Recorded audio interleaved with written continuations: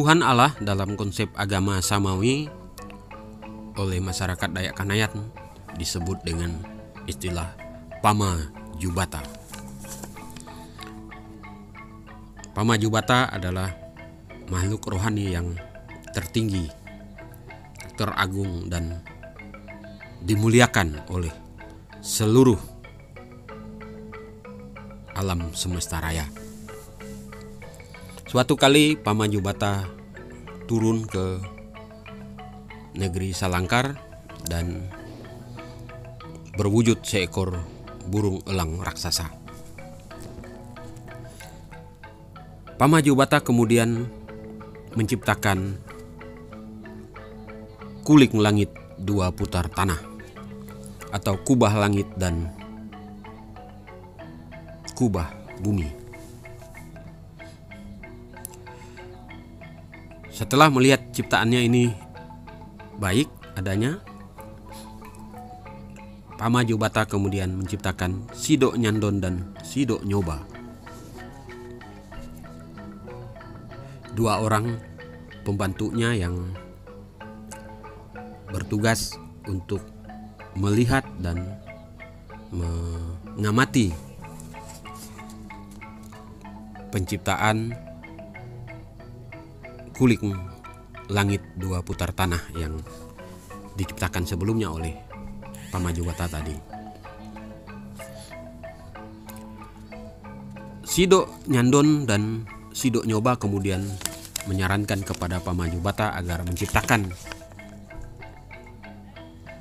benda-benda lainnya untuk melengkapi kubah langit dua putar tanah tadi. Pamajubata kemudian menciptakan Sanjati anak Saho Bulan dan Tapancar anak Matahari, atau bulan, bintang, dan matahari. Ketiga benda ini kemudian menerangi angkasa raya. Berbahagialah Sidok Nyandon maupun Sidok Nyoba melihat penciptaan Pamajubata ini. Namun ada yang dirasa kurang, yaitu semuanya terang, tidak ada yang gelap. Maka Sidok Nyandon dan Sidok Nyoba kemudian mengusulkan kepada Pamajubata agar menciptakan lagi waktu. Pamajubata kemudian menciptakan Kacao dua Bilao, atau Kacau Balau dan Iblis atau setan. Nah, kedua makhluk ciptaannya ini kemudian menghancurkan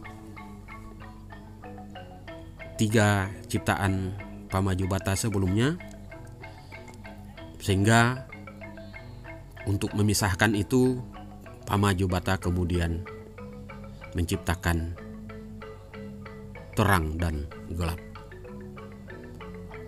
siang dan malam. Kacao akan muncul pada siang hari bersama matahari, sementara Bilao atau setan atau iblis akan muncul hanya pada malam hari bersamaan dengan bulan dan bintang. Setelah melihat ciptaannya ini baik adanya, Pamajubata kemudian berkeliling ke 4 benda yang diciptakannya itu. Lama-lama kemudian Sidok Nyandon dan Sidok Nyoba kembali mengusulkan kepada Pamajubata agar menciptakan sesuatu yang dingin, karena pada saat itu alam semesta teramat panas. Maka Pamajubata kemudian menciptakan uang dan gantung tali, atau udara menggantung dan embun atau awan. Nah, awan dan embun atau udara ini tadi, atau uang dua gantung tali tadi, kemudian menjadi semacam filter atau semacam penengah antara panasnya alam semesta raya, sehingga iklim tercipta. Ada iklim panas, ada iklim dingin dan sebagainya. Pamajubata melihat semuanya ini baik adanya.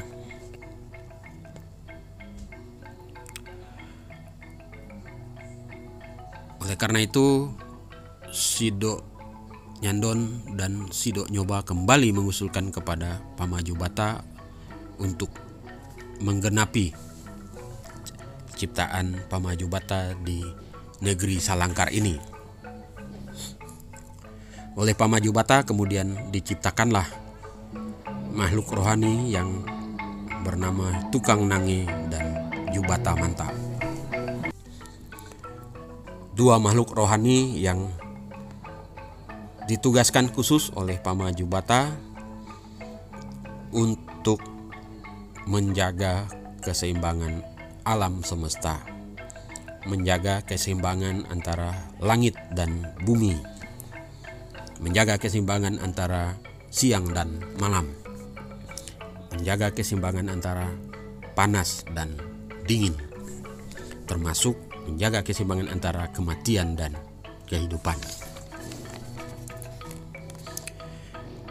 Pamajubata kemudian melirik ke bumi. Sekali lagi ia turun layang-layang ke udara dan turun ke bumi. Pamajubata kemudian menciptakan Sumarak Ai dan Sumarak Batangan, atau semua air, danau, sungai, dan lautan. Nah, bersamaan dengan itu terciptalah juga berbagai makhluk air seperti ikan, udang, kepiting, dan seterusnya.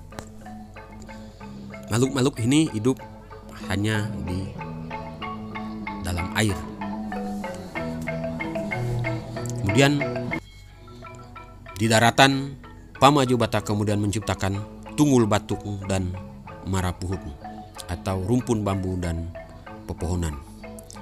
Rumpun bambu dan pepohonan ini kemudian diperuntukkan untuk tempat tinggal makhluk-makhluk lain seperti binatang melata, reptil, dan sebagainya, binatang yang merayap, yang kemudian yang terbang, kemudian binatang yang menggali lubang, dan termasuk binatang yang di dalam perut bumi. Oleh karena itu, masyarakat Dayak Kanayat mensakralkan Tunggul Batuk dan Marapuhut ini, atau rumpun bambu dan pepohonan, termasuk pepohonan yang sangat besar, ya. Karena itu dianggap sebagai tempat tinggalnya para makhluk yang kelihatan maupun yang tidak kelihatan. Setelah itu, Pamajubata kemudian menciptakan Antuyut dan Marujut, atau akar-akaran yang menjalar maupun umbi-umbian yang buahnya dapat dimakan oleh makhluk hidup yang ada di daratan maupun di air. Setelah itu, Jubata melihat bahwa ciptaannya itu baik adanya. Ia kemudian menciptakan Popo dan Rusuk, yaitu tanah yang berair, kemudian dan berupa abu. Nah, dari tanah berair dan abu ini kemudian terciptalah tanah Ranjunai dan Nyawa, atau tanah keramat dan nyawa, atau roh-roh lainnya. Pamajubata melihat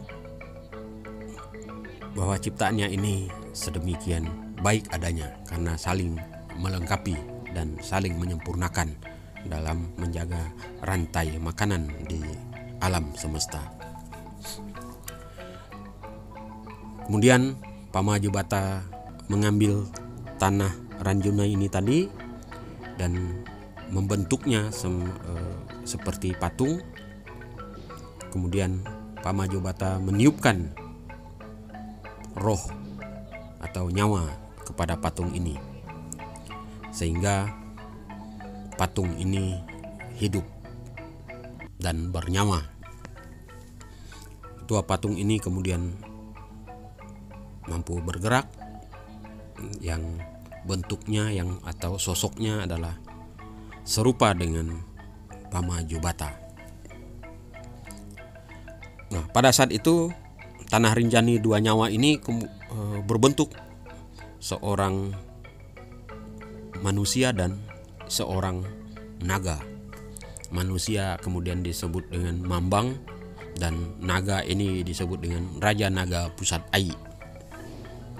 Kedua makhluk ini kemudian melakukan perkawinan secara rohani sehingga terciptalah bermacam-macam benda-benda lainnya seperti batuan mineral. Ada emas, perak, intan, besi, baja, dan seterusnya. Terjadi perkawinan kosmis di antara benda-benda ini, sehingga Pamaju Bata melihatnya tidak baik apabila kemudian tidak dikelola atau tidak ada makhluk lain yang menjaganya. Pamaju Bata kemudian mengambil tanah Ranjunai tadi, kemudian menciptakan lagi dua sosok makhluk yang serupa dirinya, yang disebutnya Talino atau Talinonok, atau yang sekarang disebut dengan manusia.